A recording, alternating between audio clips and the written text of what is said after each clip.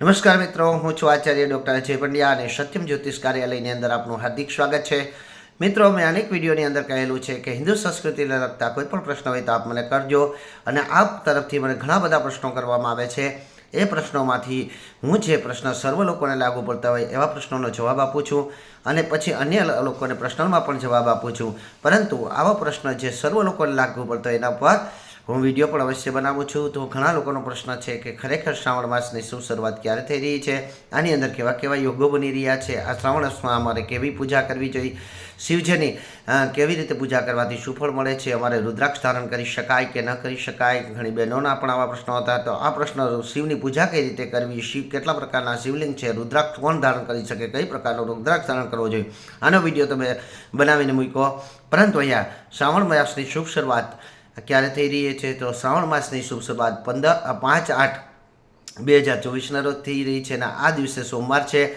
તો આ માસની અંદર 5 સોમવાર આવવાના છે. અહીં અમાસની વૃદ્ધિ છે, સોમવારે પણ અમાસ છે, એટલે સોમવતી અમાસ પણ આવવાની છે, અને મંગળવારે જે બીજી અમાસ આવે છે, અને મંગળવારે આ શ્રાવણ માસ પૂર્ણ થાય છે. તો અહીંયા 5 ઓગસ્ટને દિવસે શ્રાવણ માસની શુભ શરૂઆત થઈ જાય છે, અને 3 સપ્ટેમ્બરના દિવસે શ્રાવણ માસ પૂર્ણ થાય છે.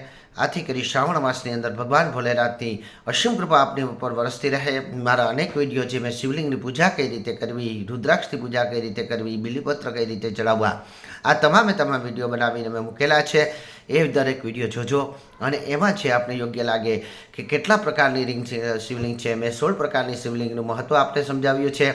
એ વિડીયો આપ અવશ્ય જોજો, અને એને અનુસરી અને જો આપ શિવજીની પૂજા કરશે તો આપને મહાન ફળ અવશ્ય પડશે. હજી સુધી મારી યુટ્યુબ ચેનલ ડૉક્ટર અજય પંડ્યાને આપણે સબસ્ક્રાઈબ ન કરી લીધી હોય તો સબસ્ક્રાઈબ કરી લેજો, બેલ આઇકનનું બટન દબાવી દેજો, અને સાથે સાથે મારા આ જે હિન્દુ સંસ્કૃતિને લગતા વિડીયો છે મિત્રો, આપને ફરીથી વારંવાર નમ્ર વિનંતી સાથે કહું છું કે અવશ્ય શેર કરો. છેલ્લે કાંઈ નહીં તો એ લિંકને સ્ટેટસ ઉપર મૂકો, જેથી કરી અન્ય લોકો સુધી પણ હિન્દુ સંસ્કૃતિનું જ્ઞાન પહોંચી શકે. જય મહાદેવ.